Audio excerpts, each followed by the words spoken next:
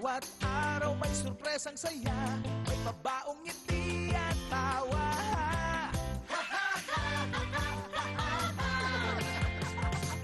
May sayaw at kanta, napapanahong balita, masayang mga kwento. Masayang mga kwento.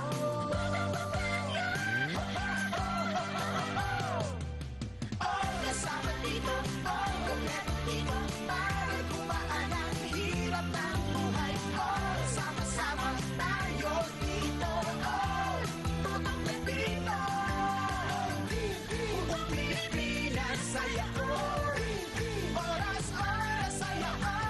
Bawat pamilya, saya ko. Oh, baby, ang saya. Saya ko.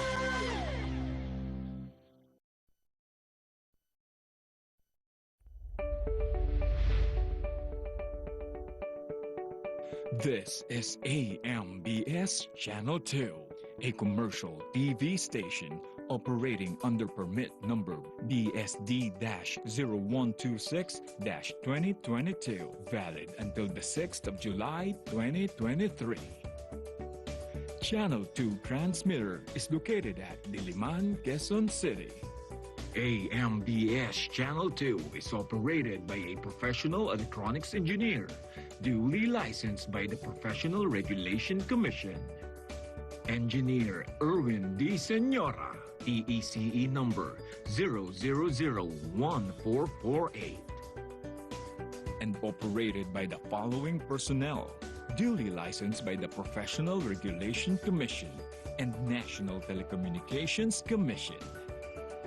Michael D. De La Cruz, 9A-1PNCR-21108. Orlando M. Lagarta, 93-1PNCR-60.